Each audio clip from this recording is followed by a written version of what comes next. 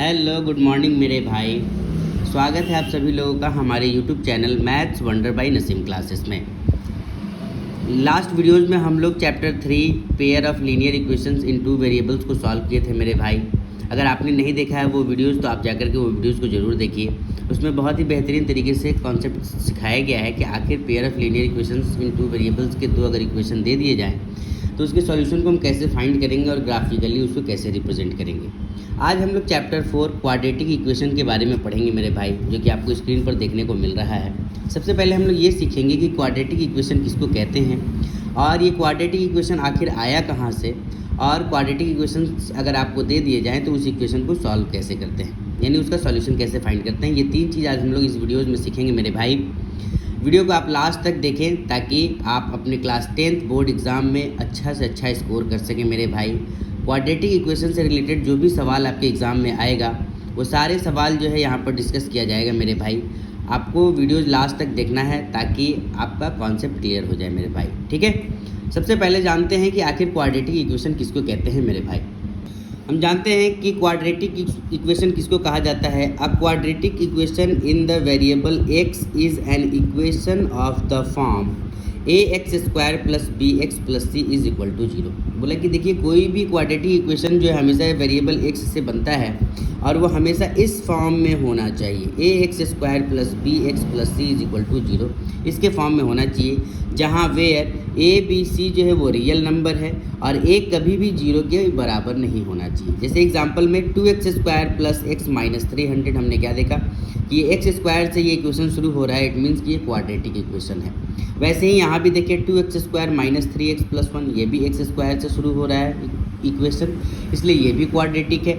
अब ये कोई ज़रूरी नहीं कि ये x² शुरू में ही हो, ये बाद में भी हो सकता है मेरे भाई। जैसे 4x माइनस 3x² प्लस 2 आपने ऐसा इक्वेशन देखा, इसमें भी आपने x² देखा कि x² है, इट मीन्स कि ये क्वाड्रेटिक इक्वेशन है। जैसे 1 माइनस x² प्लस 300 आपने इसमें भी देखा कि x² इस इक्वेशन में है, यानी कि ये भी क्वाड्रेटिक इक्वेशन है। यानी इक्वेशन जो है ऐसे फॉर्म में लिखे जा सकते हैं और ये हमेशा इक्वेशन इस रूप में होना चाहिए ax² plus bx plus c is equal to 0, जहाँ पर a b c क्या होते हैं मेरे भाई, रियल नंबर होते हैं। रियल नंबर किसको कहते हैं, एक ऐसा नंबर जो रेशनल नंबर भी हो और इरेशनल नंबर भी हो, वो रियल नंबर कहलाता है। ठीक है मेरे भाई, तो आपने ये सीख लिया कि क्वाड्रेटिक इक्वेशन कहा किसको जाता है और क्वाड्रेटिक इक्वेशन किस फॉर्म में लिखा जाता है। ठीक है मेरे भाई, ये जो ax² plus bx plus c है ये क्वाड्रेटिक इक्वेशन का, इसको हम लोग standard form of quadratic equation कहते हैं।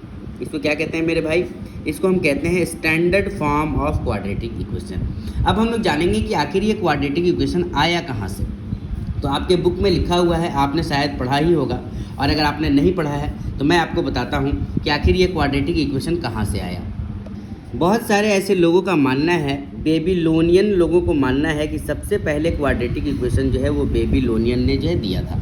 ठीक है, उन्होंने ये बताया था कि दो पॉजिटिव नंबर को अगर जोड़ दिया जाए, जो कैसे जोड़ा जाए या उनका गुना कैसे निकाला जाए। जोड़ना दो किसी नंबर को और दो नंबर का किसी पॉजिटिव नंबर का प्रोडक्ट निकालना ही जो है वो इक्विवेलेंट होता है, बराबर होता है क्वाड्रेटिक इक्वेशन का।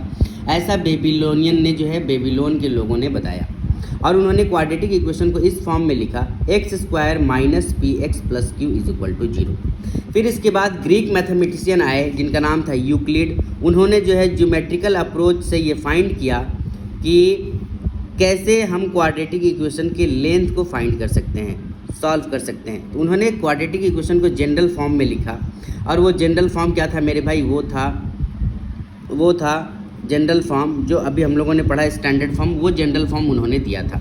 फिर इसके बाद ब्रह्मगुप्त आए, उन्होंने भी क्वाड्रेटिक इक्वेशन को एक्सप्लिसिट किया, यानी कि उन्होंने उसको भी एक्सपैंड किया, थोड़ा बताया, और उन्होंने जो क्वाड्रेटिक इक्वेशन बताया मेरे भाई वो ax² plus bx is equal to c के फॉर्म में बताया। बाद में धीरे धीरे और भी मैथमेटिशियंस आए जिन्होंने जो है क्वाड्रेटिक इक्वेशन के बारे में अपना राय दिया। आइए उसको भी देखते हैं। फिर उसके बाद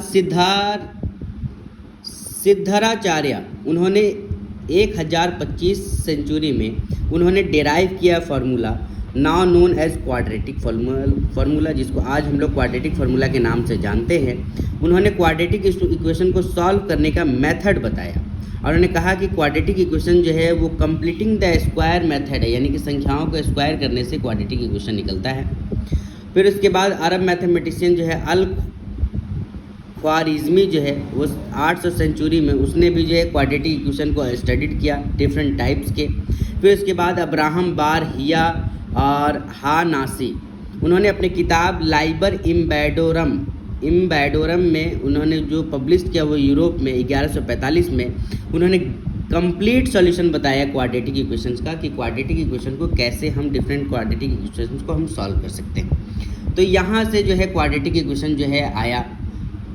आई होप कि ये बात आपको पहले पता नहीं था, लेकिन आपने जो है इसको सीखा।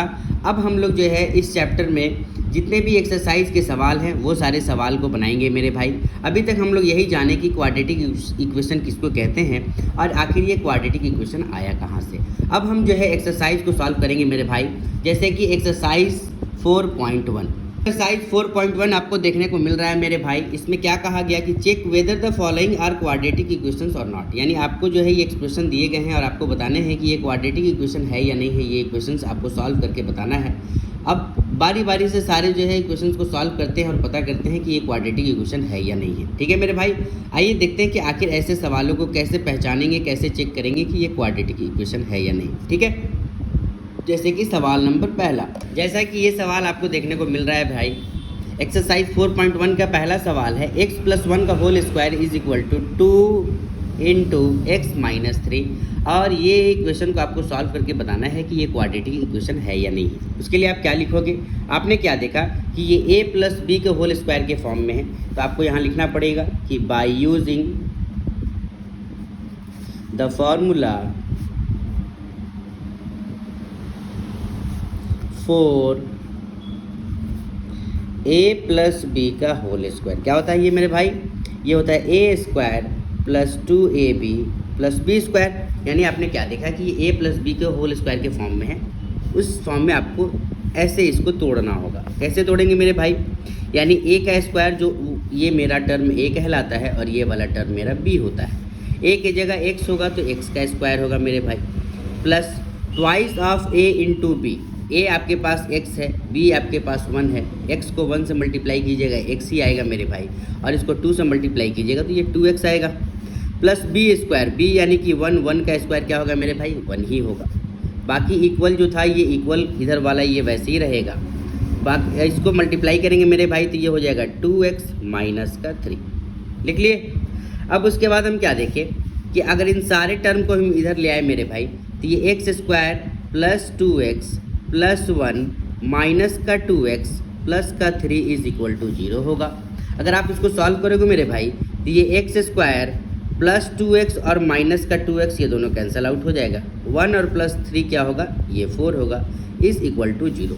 आपने क्या देखा कि ये इक्वेशन का पहला टर्म x² है, इसीलिए ये एक क्वाड्रेटिक इक्वेशन है ना। आपके पास बाकी का टर्म जो है 2 टर्म में से कोई एक टर्म भी होगा तो भी वो क्वाड्रेटिक इक्वेशन ही होगा। जैसे कहने का मतलब ax² + bx + c is equal to 0 होता है, ये standard form of quadratic equation होता है। अगर ये दोनों गिवन है तो भी वो क्वाड्रेटिक इक्वेशन है, अगर ये दोनों गिवन है तो भी वो क्वाड्रेटिक इक्वेशन है। इससे हम क्या सीखे कि ये पार्ट तो कंपलसरी है कि ये होना ही चाहिए, ये होना ही चाहिए। बाकी इन दोनों में से कोई एक भी है तो वो क्वाड्रेटिक इक्वेशन है, दोनों है तो भी वो क्वाड्रेटिक इक्वेशन ही है मेरे भाई। ठीक है, तो आई होप ये आपको बात समझ में आया कि क्वाड्रेटिक इक्वेशन को आपको पहचानना कैसे है। आपका ये पहला टर्म तो एकदम होना ही चाहिए, बाकी ये दो जो टर्म है ये दोनों टर्म एक भी हो सकता है या फिर दोनों का दोनों भी हो सकता है। अगर एक होगा, दोनों में से कोई एक होगा तो भी वो क्वाड्रेटिक होगा, दोनों होगा तो भी वो क्वाड्रेटिक होगा, लेकिन ये x² तो होना कंपलसरी है। जैसे हमने देखा इसमें x² + 4 आया, यानी पहला वाला टर्म आया और लास्ट वाला टर्म आया, इट मीन्स कि ये क्वाड्रेटिक इक्वेशन है। तो आपको लिखना पड़ेगा therefore the given equation is a quadratic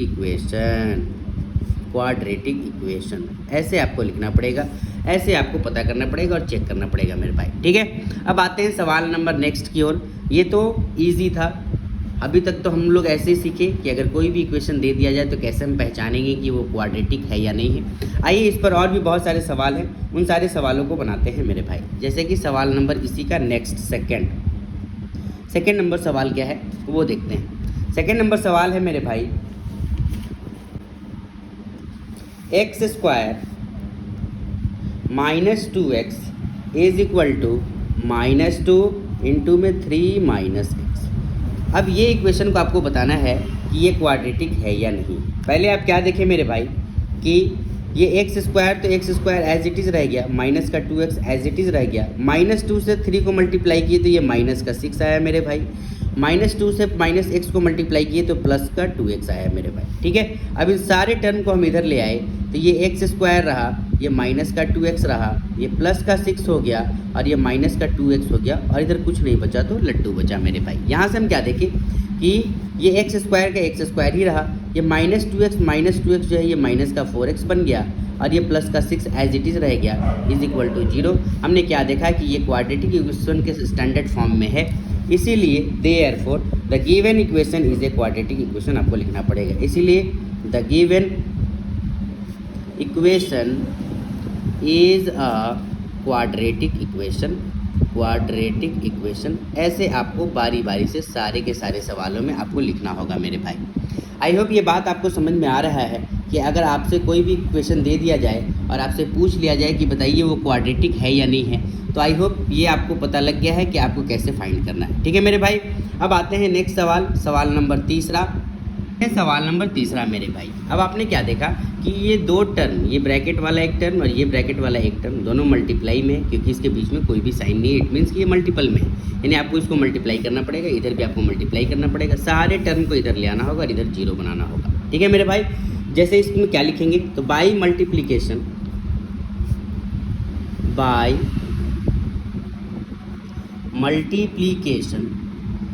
multiplication से हम क्या देखें, ये x जो है इससे मल्टीप्लाई होगा तो एक्स स्क्वायर बनाएगा मेरे भाई, यही x 1 से मल्टीप्लाई होगा तो प्लस का x बनाएगा, -2x से मल्टीप्लाई होगा तो माइनस का 2x बनाएगा मेरे भाई, -2 1 से गुना होगा तो माइनस का 2 बनाएगा। सेम एज इट इज़ इधर भी होगा, x से गुना होगा तो एक्स स्क्वायर बनाएगा, x से 3 से गुना करेंगे तो 3x बनेगा मेरे भाई, -1 से x को गुना करेंगे तो माइनस का x होगा, -1 से 3 को गुना करेंगे तो माइनस का 3 होगा। अब ये सारे टर्म को आपको इधर ले आना है, इधर इक्वल टू 0 बनाना है, यानी कि आपका क्या होगा, ये x square as it is रहेगा, इन दोनों में से एक तो एक्स गायब हो जाएगा तो माइनस का x बचेगा, माइनस का 2 बचेगा, ये एक्स स्क्वायर ले आएंगे तो इधर का माइनस एक्स स्क्वायर होगा, ये दोनों क्या बचेगा, ये 2x बचेगा, इधर ले आएंगे मेरे भाई तो ये माइनस का 2x होगा और ये माइनस का 3 आकर के इधर प्लस का 3 होगा और इधर इक्वल टू 0 रह जाएगा। इसमें आपने क्या देखा कि आपका ये टर्म और ये टर्म तो कट गया।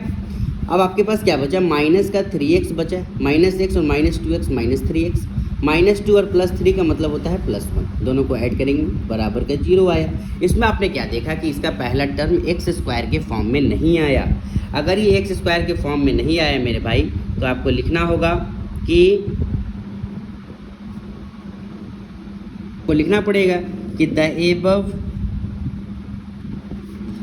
Above equation is not in the form of ax square plus bx plus c is equal to 0, therefore it is not a quadratic equation।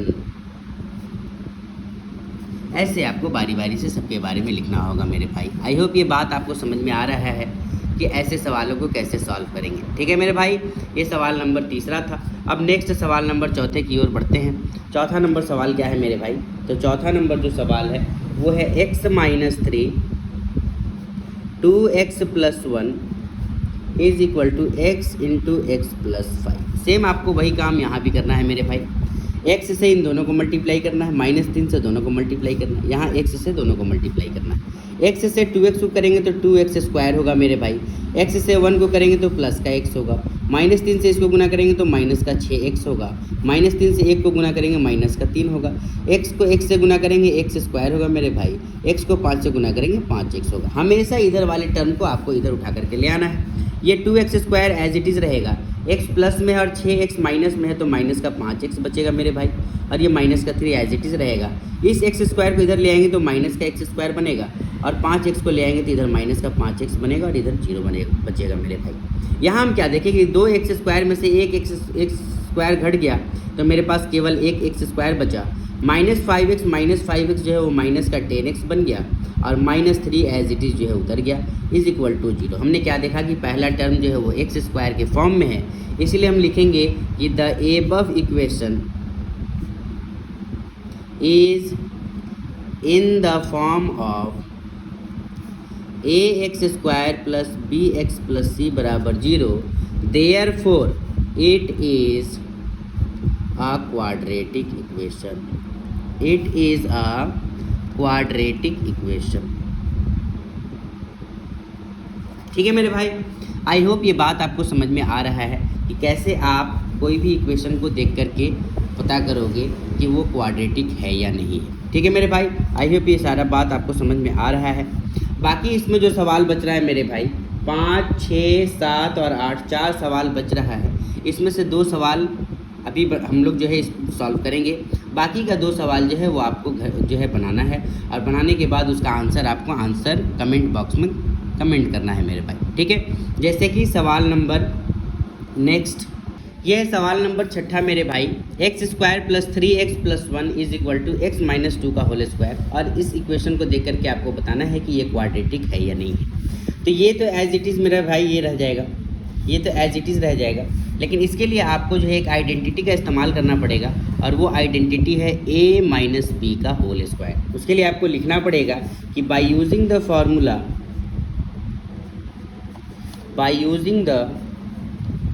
Formula for a minus b का whole square बराबर क्या होगा मेरे भाई, a square minus 2ab plus का b square. यानी कि इस चीज़ को आपको इस फॉर्म में लिखना है मेरे भाई। ठीक है, शुरू वाला तो आपका एज इट इज़ रह जाएगा x square plus 3x plus 1, लेकिन इधर वाला क्या होगा, ए स्क्वायर, ये वाला टर्म ए है और ये वाला टर्म आपका बी है। ए की जगह एक्स स्क्वायर होगा मेरे भाई, माइनस का माइनस रहेगा, 2 इंटू ए इंटू बी यानी 2 इंटू एक्स इंटू 2, तीनों को गुना करेंगे तो 4x आएगा मेरे भाई, प्लस बी का स्क्वायर बी यानी 2 का स्क्वायर कितना होगा 4 होगा। अब इस सारे टर्म को आपको इधर ले आना है मेरे भाई।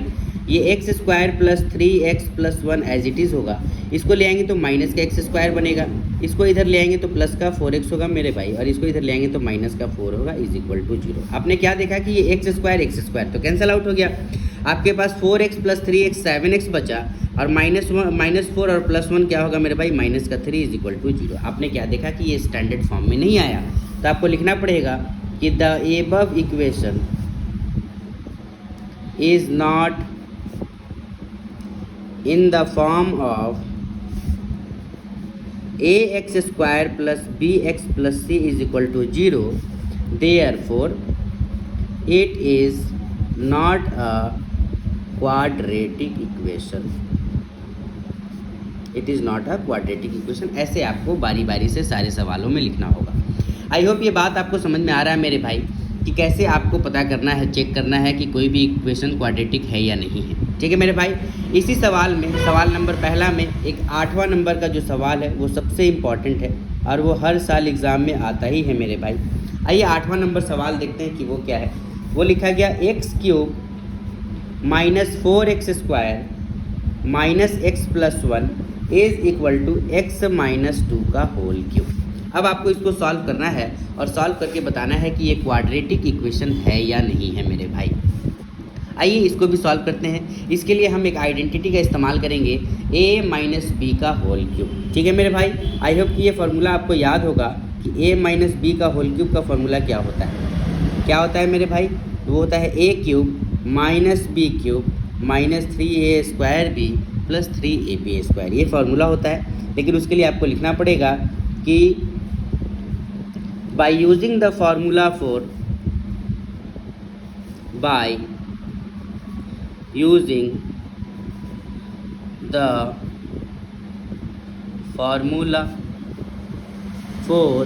a माइनस बी का होल क्यूब बराबर, a माइनस बी का होल क्यूब क्या होता है मेरे भाई, वो होता है a cube minus b cube minus 3ab bracket में a माइनस बी, ये होता है मेरे भाई। ठीक है, अब इस टर्म को आपको ऐसे तोड़ना है, ऐसे लिखना है। तो हम क्या लिखेंगे, a क्यूब मीन्स शुरू वाला तो एज इट इज़ रह जाएगा मेरे भाई, x cube minus 4x square minus का x प्लस का 1। इसको अगर आप तोड़ोगे a माइनस बी का होल क्यूब, तो a ये है और b ये है। a का क्यूब यानी x का क्यूब होगा, b का क्यूब यानी 2 का क्यूब होगा, 8 होगा मेरे भाई। माइनस का 3ab यानी 3 गुना 2 गुना x, तो 3 दूना 6x हो जाएगा माइनस का। और a माइनस बी कहने का मतलब मेरे भाई x माइनस 2 आपको वैसे एज इट इज़ लिखना होगा। ठीक है मेरे भाई, अगर आप इसको सॉल्व करोगे तो ये x cube as it is रहेगा, ये माइनस का 8 एज इट इज़ रहेगा, ये इससे मल्टीप्लाई होगा तो माइनस का 6x स्क्वायर बनाएगा, और ये इससे मल्टीप्लाई होगा तो प्लस का 12x बनाएगा मेरे भाई। और शुरू वाला as it is x cube minus का 4x square minus x plus 1 as it is रहेगा। अभी हम लोग सीखेंगे ये सारे टर्म को आपको इधर ले आना है इक्वल के, और यहाँ इक्वल टू 0 बनाना है मेरे भाई। तो शुरू वाला आपका term x cube minus 4x square minus x plus 1 as it is रहेगा। इसको आप इधर ले आओगे तो माइनस का x क्यूब बनेगा, 8 को ले आओगे तो प्लस का 8 बनेगा, इसको ले आओगे तो प्लस का 6x स्क्वायर बनेगा, इसको ले आओगे तो माइनस का 12x बनेगा, इज इक्वल टू 0 रह जाएगा मेरे भाई। अब इसको आपको ऐड कर लेना है। इसमें आपने क्या देखा कि क्यूब वाला टर्म तो कैंसिल आउट हो गया, 4x स्क्वायर आपके पास माइनस में है और 6x स्क्वायर आपके पास प्लस में है, तो आपके पास 2x स्क्वायर प्लस में बचेगा मेरे भाई। यहाँ पर एक तो x माइनस में है और यहाँ पर 12 को x माइनस में है, तो टोटल 13 को x माइनस में है मेरे भाई, वो लिखना होगा। एक यहाँ प्लस में है, 8 यहाँ प्लस में है, यानी टोटल 9 प्लस में है, इज इक्वल टू 0 होगा। आपने क्या देखा कि ये क्वाड्रेटिक इक्वेशन के स्टैंडर्ड फॉर्म में ये आ गया। इट मीन्स क्या लिखना पड़ेगा कि the above equation is in the form of ax square plus bx plus c, इसीलिए it is a quadratic equation. It is a quadratic equation, ऐसे आपको लिखना होगा मेरे भाई, और ऐसे आपको चेक करना होगा। आई होप ये बात आपको समझ में आया कि कैसे कोई भी इक्वेशन अगर दे दिया जाए और इक्वेशन ये पूछ लिया जाए कि वो क्वाड्रेटिक है या नहीं, तो कैसे आप बताओगे। तो आपने ये सीख लिया मेरे भाई। अगर आपको वीडियोज़ अच्छा लग रहा है मेरे भाई, तो आप मेरे वीडियोज़ को अपने दोस्तों में ज़्यादा से ज़्यादा शेयर करो और ज़्यादा से ज़्यादा सपोर्ट करो मेरे भाई, ताकि आप भी सीख सको और आपके सारे दोस्त लोग भी सीख सकें। ठीक है मेरे भाई, अब चलते हैं सवाल नंबर नेक्स्ट, यानी सवाल नंबर दूसरे की ओर। दूसरा नंबर सवाल क्या है वो देखते हैं मेरे भाई। जैसे दूसरा नंबर सवाल आपको देखने को मिलेगा, उसमें क्या कहा गया, देखिए ये दूसरा नंबर सवाल है मेरे भाई। सवाल नंबर दूसरा आपको देखने को मिल रहा होगा मेरे भाई। Represent the following situation in the form of quadratic equation, यानी कि ये जो भी प्रॉब्लम्स दिए गए हैं आपको इसको क्वाड्रेटिक इक्वेशन के फॉर्म में लिखना है। जैसे the area of a rectangular plot is 5 to 8 metre square, the length of the plot in metre is 1 more than twice its breadth, we need to find the length and breadth of the plot. यानी सबसे पहले इसने कहा कि आप इस situation, इस problem को देखते हुए आप एक क्वाड्रेटिक इक्वेशन बनाओ, और इक्वेशन बनने के बाद आप इस रेक्टेंगल का लेंथ और ब्रेथ दोनों को फाइंड करो। ठीक है मेरे भाई, आइए देखते हैं कि इक्वेशन हम कैसे बनाएंगे और कैसे इसके लेंथ और ब्रेथ को फाइंड करेंगे। क्या कहा गया कि रेक्टेंगल का जो एरिया है वो 5 to 8 मीटर स्क्वायर है, और जो लेंथ है वो ब्रेथ के 2 गुने से 1 अधिक है, तो आपको लेंथ और ब्रेथ दोनों बताना है मेरे भाई। तो सबसे पहले आपको मानना पड़ेगा कि let the breadth of a rectangle बराबर x मीटर। आपने मान लिया कि ब्रेथ उसका जो था वो x मीटर था मेरे भाई। ठीक है, तो अकॉर्डिंग टू सवाल लेंथ क्या होगा, so the length of a rectangle क्या होगा मेरे भाई, ब्रेथ का 2 गुना से 1 अधिक, जो भी ब्रेथ था उसका 2 गुना से 1 अधिक आपका क्या होगा, वो लेंथ होगा। अब अकॉर्डिंग टू क्वेश्चन क्या कहा गया कि एरिया ऑफ रेक्टेंगल क्या होता है मेरे भाई, एरिया ऑफ जो रेक्टेंगल होता है वो लेंथ इनटू ब्रेथ होता है, जिसमें एरिया ऑफ रेक्टेंगल आपके पास 5 to 8 मीटर स्क्वायर दिया गया है। लेंथ आपके पास 2x + 1 है मेरे भाई, और ब्रेथ आपके पास केवल x है। यहाँ से आप क्या देखें कि ये x अगर ये दोनों से मल्टीपल होगा, इससे मल्टीपल होगा तो ये 2x स्क्वायर बनाएगा, इससे मल्टीपल होगा तो ये x बनाएगा, बाकी ये 5 to 8 एज इट इज़ रहेगा मेरे भाई। अगर आप इसको उधर ले जाओगे तो यहाँ पर 0 बन जाएगा। तो ये इक्वेशन कैसा दिखेगा, 2x square plus x minus 5 to 8 is equal to 0। सबसे पहले तो हमने जो है क्वाड्रेटिक इक्वेशन फाइंड कर लिया कि वो क्वाड्रेटिक इक्वेशन इस प्रॉब्लम पर कैसे बनेगा, तो ये उसका क्वाड्रेटिक इक्वेशन होगा मेरे भाई। अब यहाँ से लेंथ और ब्रेथ दोनों हम फाइंड करेंगे, उसके लिए हम मिडिल टर्म स्प्लिट का इस्तेमाल करेंगे मेरे भाई। मिडिल टर्म स्प्लिट का इस्तेमाल करना है आपको, और उसके बाद लेंथ और ब्रेथ आपको फाइंड करना है, ठीक है। हालांकि इस सवाल में केवल आपको इक्वेशन बनाने के लिए कहा गया है कि आप केवल इक्वेशन बनाओ, तो अगर केवल इक्वेशन बनाना है तो आपका आंसर यहीं तक हो जाएगा मेरे भाई। लेकिन अगर आपको इसको सॉल्व करना है, सॉल्यूशन निकालना है, तो उसके लिए आपको इसको मिडिल टर्म से स्प्लिट करके सॉल्व कर सकते हैं, या फिर अल्फ़ा और बीटा जिसमें हम रूट्स निकालते हैं क्वाड्रेटिक इक्वेशंस का रूट्स, यानी जो x का दो वैल्यू आता है उसी को हम रूट्स कहते हैं, उसी को हम अल्फ़ा और बीटा के नाम से जानते हैं, वो आपको फाइंड करना होगा। उसके लिए एक फार्मूला होता है, जबकि अगर आपको मिडिल टर्म से स्प्लिट करना है तो उसके लिए पहले वाले स्क्वायर के कोफिशिएंट और लास्ट वाले कांस्टेंट टर्म को मल्टीप्लाई किया जाता है, और उसके बाद जो है उसका एलसीएम निकालने के बाद ये बीच वाला टर्म फाइंड करते हैं। ये आपने क्लास 9th में सीखा होगा, ठीक है मेरे भाई। तो इस सवाल में केवल आपको इक्वेशन बनाना है, तो इक्वेशन कैसे बनेगा आपने सीख लिया कि आखिर अगर इक्वेशन बनाने आए क्वाड्रेटिक इक्वेशन किसी भी वर्ड प्रॉब्लम पर बेस्ड, तो आप कैसे बनाओगे, ठीक है मेरे भाई। जैसे कि सवाल नंबर इसी दूसरे में, ये तो पहला था, एक और सवाल है सेकेंड नंबर इसी का, वो भी देखते हैं कि वो सवाल क्या है मेरे भाई।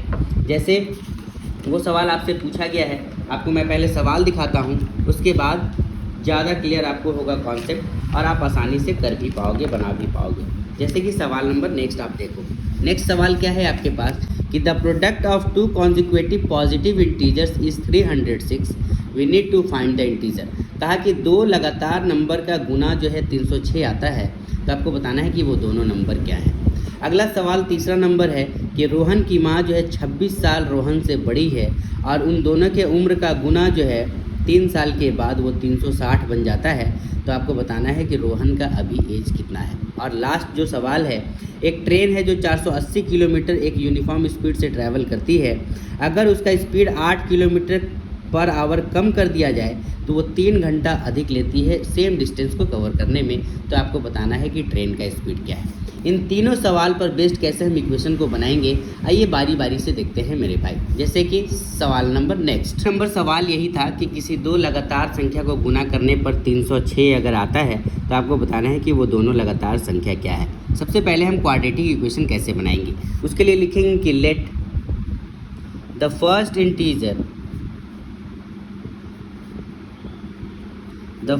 इंटीजर नंबर बराबर x। हमने मान लिया कि पहला संख्या अगर x है तो नेक्स्ट कॉन्जिक्यूटिव पॉजिटिव इंटीजर क्या होगा, so the next consecutive positive integer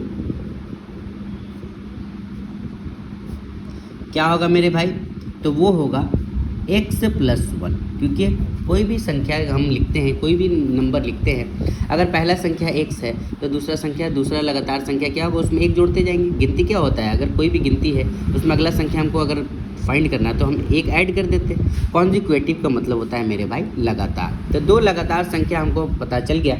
अब ये सवाल कहा गया कि दोनों लगातार संख्या का गुना जो है वो 306 आता है, तो आपको लिखना पड़ेगा अकॉर्डिंग टू क्वेश्चन प्रोडक्ट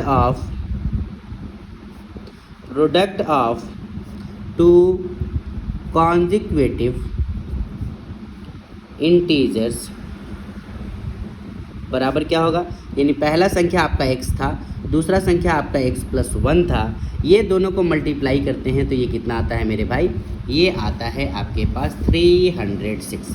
अब पहले आपको इसके इक्वेशन को मल्टीप्लाई करके दिखाना पड़ेगा, इसीलिए जो आपका इक्वेशन होगा x से आप इसको गुना करोगे तो ये x² बनेगा, x से 1 को गुना करोगे तो प्लस का x बनेगा, 306 को इक्वल किधर ले आओगे तो माइनस का 306 बनेगा इज इक्वल टू 0। यही आपका रिक्वायर्ड जो है क्वाड्रेटिक इक्वेशन होगा मेरे भाई।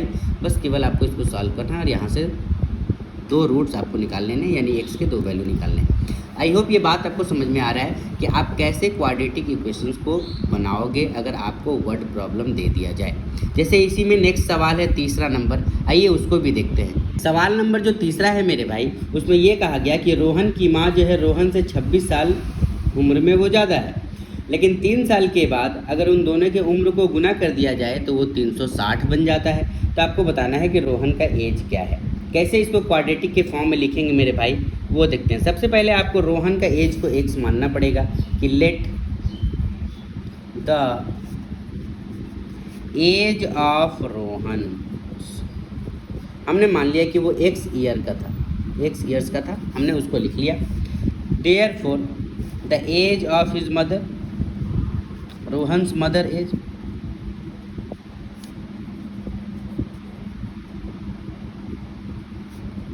रोहन की जो माँ का उम्र था वो कितना था मेरे भाई, रोहन से 26 साल अधिक, यानी कि x + 26 years.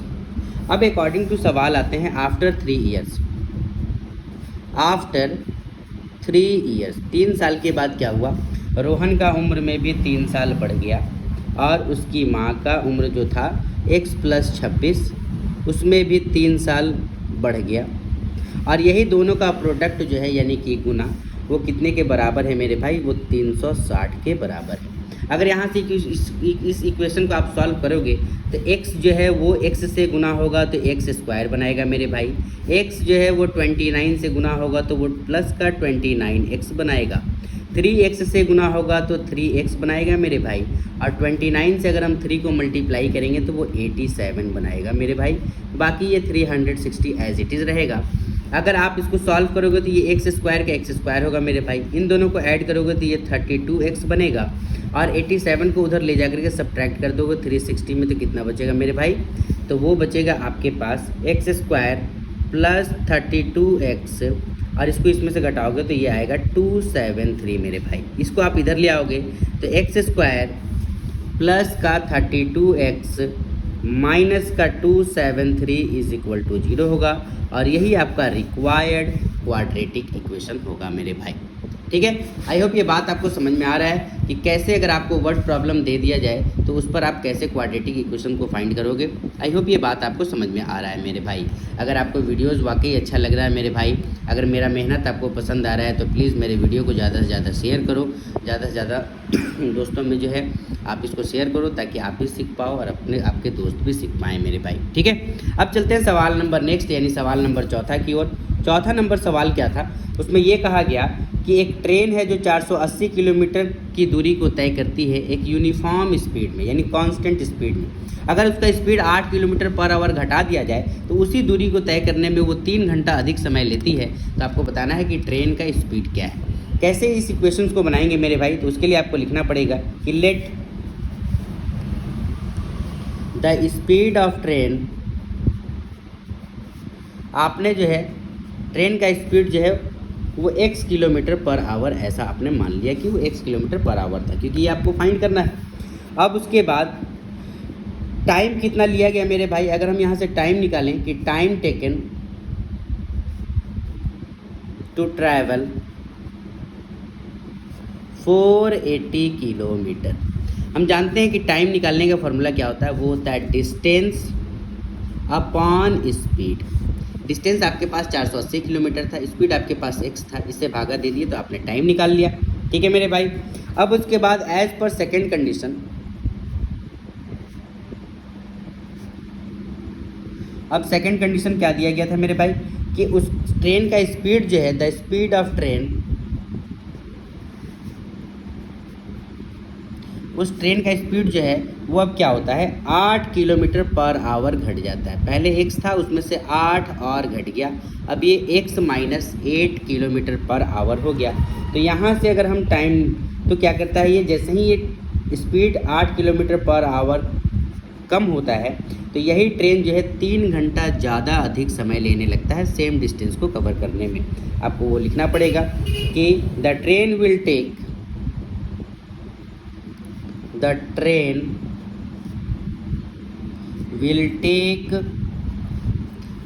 will take 3 hours to cover the same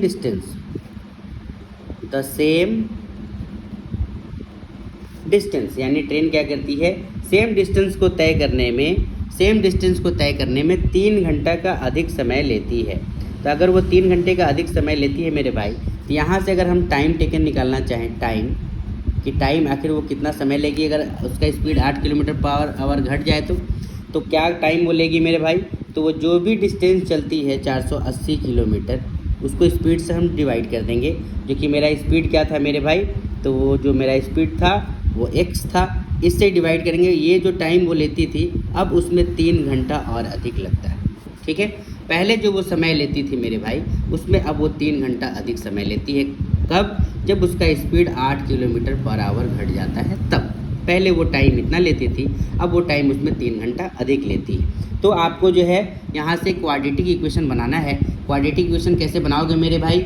यहाँ से क्वाड्रेटिक इक्वेशन बनाने के लिए आपको स्पीड का फॉर्मूला इस्तेमाल करना पड़ेगा मेरे भाई। जैसे हम जानते हैं, एज वी नो, स्पीड बराबर, स्पीड का फॉर्मूला क्या होता है?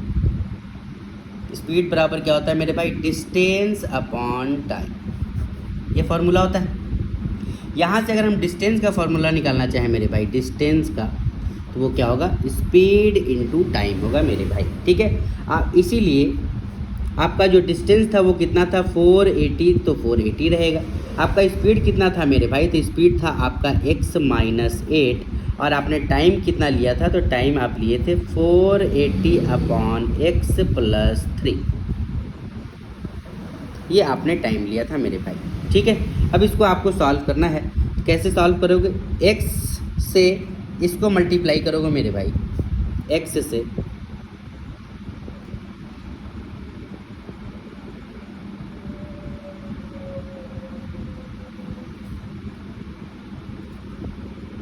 इस x से इस टर्म को मल्टीप्लाई करोगे तो कितना आएगा मेरे भाई? 480x upon x। इसी x से इसको गुना करोगे तो प्लस का 3x आएगा मेरे भाई। इस 8 से इसको गुना करोगे तो ये आएगा माइनस का 3840 अपॉन में x, और इसी से इसको मल्टीप्लाई करोगे तो ये आएगा मेरे भाई माइनस का 24 आएगा। बाकी इधर ये 480 एज इट इज़ रह जाएगा।